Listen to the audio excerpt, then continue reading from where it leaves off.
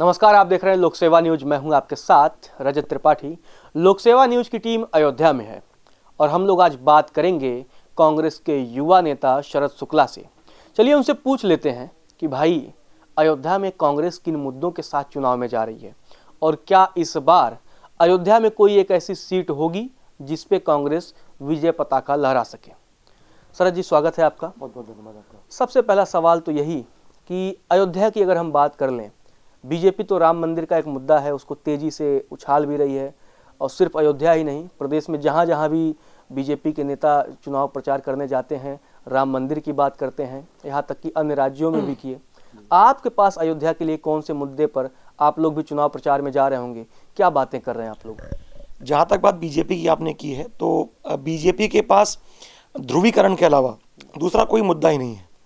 वो कभी भी विकास के मुद्दे पर चुनाव लड़ ही नहीं सकते हैं, क्योंकि उन्होंने जो भी विकास के वादे किए थे पूरे खोखले साबित हुए हैं। 2017 का उनका जो घोषणा पत्र था, मैं समझता हूँ उसको अगर आज देखा जाए, पेज नंबर 7, 8 और 9 पर युवाओं और छात्रों से जो वादे किए गए थे, आज उनको कहीं पर पूरा नहीं किया गया है। जो किसानों से किए वादे थे वो कहीं पूरे नहीं किए गए हैं। तो मैं समझता हूँ कि विकास के मुद्दे पर वो कोई चुनाव लड़ ही नहीं सकते हैं सिवाय ध्रुवीकरण के। जहाँ तक बात कांग्रेस पार्टी की है, तो कांग्रेस पार्टी पूरे उत्तर प्रदेश के अंदर 403 विधानसभा सीटों पर पूरे तैनाती से लड़ रही है। हमारा जो मुद्दा है, देखिए, कांग्रेस पार्टी का हमेशा ये है कि जो आम जनमानस है, जो अंतिम व्यक्ति है, उस व्यक्ति तक विकास की रोशनी पहुंचाई जा सके, इसका प्रयास हमारा रहता है। कांग्रेस पार्टी और दलों में फर्क इस बात का है कि जहां एक और चुनाव में और दल वादे करते हैं, श्रीमती प्रियंका गांधी के नेतृत्व में कांग्रेस पार्टी ने प्रतिज्ञाएं ली हैं, और जो समझदार लोग इस बात को जानते हैं कि प्रतिज्ञाएं पूरी की जाती हैं, उन्होंने इस बात को कहा है कि जो इंटर पास लड़कियां हैं उनको हम स्मार्टफोन देने का काम करेंगे, जो ग्रेजुएशन लड़कियां हैं उनको हम स्कूटी देने का काम करेंगे। पूरे देश के अंदर कहीं पर भी जो दाम अगर गन्ने और धान का है तो सबसे अधिक अगर कहीं देने का काम हो रहा है, छत्तीसगढ़ का सरकार के अंदर हो रहा है। यूपी के अंदर 2500 रुपये में हम ये धान और गेहूं खरीद देने जा रहे हैं। तो इस तरीके से मैं समझता हूं कि जो आम जनमानस की भावनाएं हैं उनके अनुरूप हम काम करने का यही हमारा प्रयास पूरे तरीके से है। नहीं, आपने कहा कि स्कूटी देंगे, वो तो बीजेपी भी वादा कर रही है। आपने कहा प्रतिज्ञाएं पूरी की जाती हैं, दूसरे दल भी कहते हैं वादे तो निभाए जाते हैं।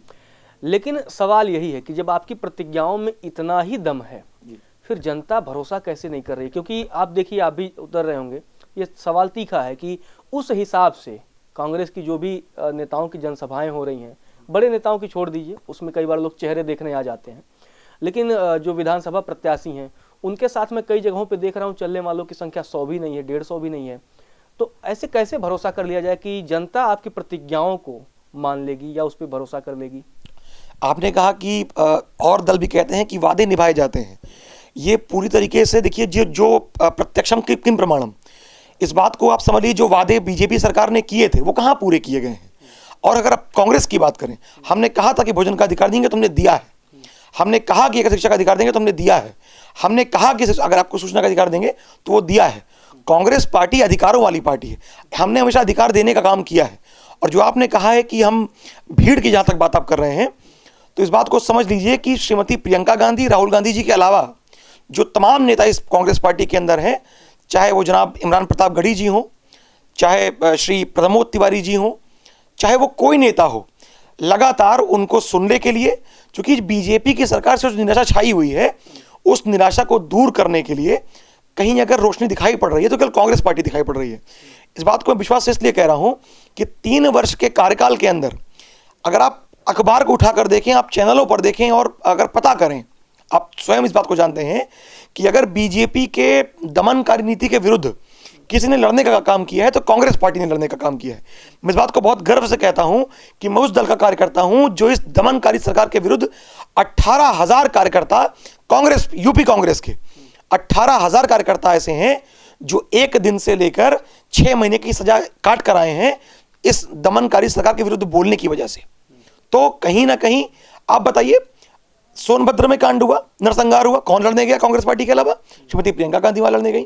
कानपुर में कांड हुआ, हाथरस के अंदर कांड हुआ, कहीं पर भी कोई बात होती है कांग्रेस पार्टी लड़ने के। लखीमपुर में कांड हुआ, अखिलेश यादव कहाँ थे? कहाँ थी बहन कुमारी मायावती जी? लेकिन श्रीमती प्रियंका गांधी लड़ी है। तो मैं समझता हूं कि अंतिम व्यक्ति की आवाज उठाकर उसके मुद्दों पर लड़ना, उसको न्याय दिलाना राजनीति का सबसे अहम जो मैं समझता हूं कि उद्देश्य होना चाहिए, वो यही होना चाहिए। और निश्चित तौर पे इस प्रदेश की जनता समझ रही है, आने वाला समय कांग्रेस पार्टी का होने जा रहा है। अयोध्या में फिर कितनी सीटें निकल रही हैं? क्योंकि अगर सीटों की बात कर लें, मैं तो सीटों की कई बार मैं पूछ लेता हूं कितने वोट मिल रहे हैं, या किन सीटों पर कांग्रेस से मैं पूछ लेता हूं कि जमानत किन पे बच रही है। देखिए, जो सरकार आज चल रही है, 2 सीटों की पार्टी थी। राजनीति में कोई चीज स्थायी नहीं होती है, ना कोई खारिज होता है। 2 सीटों का दल आज 350 पे पहुंच गया है। कांग्रेस पार्टी के साथ जो आज सरकार में हम नहीं हैं, कारण क्या था? कारण यह था कि जो लकड़ सूंघे आए, लकड़ सूंघे का मतलब बचपन में सुनते होंगे आप कि एक व्यक्ति था जो लकड़ी सूंघाकर लोगों को बहला के लेके चला जाता था। एक काल्पनिक पात्र था। तो जो लकड़ सूंघे आए इस राज्य के अंदर, वो बीजेपी के अलावा समाजवादी और बसपा की बात कर रहा हूं, जिन्होंने कभी धर्म की लकड़ी सूंघाई, कभी जात की लकड़ी सूंघाई, कभी पंथ की लकड़ी सूंघाई। तो वो जो विकासवादी सोच का जो दल था कांग्रेस पार्टी, लोग उससे दूर होते चले गए। लेकिन आज जब लोग ठगे गए, लोग अपने आप को महसूस कर रहे हैं कि ठगे गए हैं, तो दोबारा वो कांग्रेस पार्टी की तरफ वो मूव कर रहे हैं। जहां तक बात यह कितनी सीटें हम जीत रहे हैं अयोध्या के अंदर, तो कोई लड़ाई अब लड़ी जाती है तो जीतने के लिए लड़ी जाती है। मैं पूरे विश्वास से कह रहा हूं 5 सीटों पर हम लड़ाई में हैं और जनता के आशीर्वाद से कांग्रेस पार्टी विजयी होने जा रही है। कितनी सीटों पर? सीटें आपने नहीं बताई। जितने सीटों पर हम लड़ रहे हैं, प्रतिबद्ध हैं इस बात को लेकर, जनता का आशीर्वाद हमको मिल रहा है, हम सब जीतने जा रहे हैं। 5?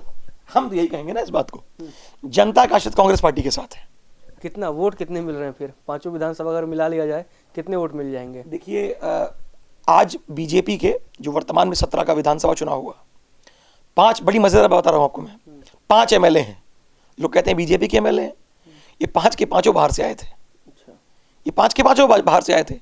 माननीय विधायक यहाँ के अयोध्या विधानसभा के 2007 में उन्होंने इलेक्शन लड़ा समाजवादी पार्टी से, 34,000 वोट पाए। 12 में चुनाव लड़ा बहुजन समाज पार्टी से, 33,000 वोट मिला। 17 में बीजेपी से लड़ा, वोट कितना मिला? 1,08,000। और बगल बात कर लीजिए गोसाईगंज में विधानसभा की, माननीय विधायक जी वहां पर हैं, बीएसपी से भी लड़े, सपा से भी लड़े, वहां से बीजेपी में आ गए। बगल रुदौली की बात ले लीजिए, वो पहले किसी दल में दूसरे थे, खुद के बीजेपी में आ गए। बीकापुर की बात ले लीजिए, जिंदगी भर लोकदल की राजनीति की है, खुद कर बीजेपी में आ गए। मैं ये कह रहा हूं, कौन कितना वोट पाएगा ये कोई तय नहीं कर सकता है। मैं इस बात को पूरे विश्वास से कह रहा हूं कि लोगों का रुख प्रियंका गांधी जी के प्रति है। जब वो लोकतंत्र पे लगातार चोट पहुंच रही है, तो लोकतंत्र की जो अंतिम आवाज जो सुन रहे हैं लोग, कोई रक्षा कर सकता है तो वो श्रीमती प्रियंका गांधी जी यूपी के अंदर हैं। उन पर लोग विश्वास कर रहे हैं। निश्चित तौर पे परिणाम जो भी आएगा वो सुखद आएगा, और उस परिणाम के साथ हम आगे बढ़ेंगे और पूरी ताकत के साथ जनता की सेवा में लगे रहेंगे। आप जो है अमेठी के जगदीशपुर विधानसभा के प्रभारी भी हैं, वहाँ क्या माहौल है? जगदीशपुर पूरा कांग्रेसमय हो गया है। वहाँ के प्रत्याशी विजय पासी जी हैं, और हम ये नारा हमेशा लगाते हैं कि विजय चले विजय की ओर। बहुत भारी अंतर से कांग्रेस पार्टी वहाँ विजयी होने जा रही है। वहाँ पे जो बीजेपी के वर्तमान के एमएलए हैं, मिनिस्टर भी हैं, उनका इस कदर विरोध वहाँ पर है कि जनता उनको खदेड़ रही है। और जिस तरीके का माहौल वहाँ पर कांग्रेस के पक्ष में बन रहा है, मैं पूरे विश्वास से कह रहा हूँ कि रिकॉर्ड वोट से विजय पासी वहाँ से विधायक होने जा रहे हैं। कांग्रेस पार्टी वहाँ पर बड़े अंतर से विजयी होने जा रही है। कितने अंतर से? जब आप अंतर की बात कर रहे हैं तो अंतर भी स्पष्ट कर दें आप। 50,000 वोट से जीतने जा रहे हैं चुनाव। 50,000 से जीतने जा रहे हैं वहाँ पर। अच्छा, पूरे विश्वास से कह रहा हूँ। और ये बात जब परिणाम आएगा तो आप देखेंगे इस चीज़ को। वोट कितना पा जाएंगे पासी जी? विजय पासी जितना भी वोट पाएंगे उनसे 50,000 आगे रहेंगे सुरेश पासी से। अच्छा, ये विश्वास आप जान लीजिए। और वहीं पर नहीं, आज प्रियंका गांधी जी आई थी, मैं उस कार्यक्रम में स्वयं रहा, उसकी व्यवस्था में हम लोग देख रहे थे। प्रियंका गांधी जी के आने के बाद वो जो माहौल बना है, पूरा अमेठी, पूरा जगदीशपुर वो तिरंगे झंडे में तब्दील हो गया है। पूरा अमेठी कांग्रेसमय हो गया है। और सिर्फ अमेठी ही नहीं, सटी सीटें वहाँ पर जगदीशपुर के बाद, जगदीशपुर विधानसभा के बाद गौरीगंज है, अमेठी है, तिलोई है, सलोन है। 5 विधानसभाओं में कांग्रेस पार्टी अच्छी लीड से लड़ेगी और निश्चित तौर पर विजयी होगी। बातचीत के लिए आपका बहुत बहुत धन्यवाद। फिलहाल के लिए इतना ही। आप देखते रहिए लोक सेवा न्यूज।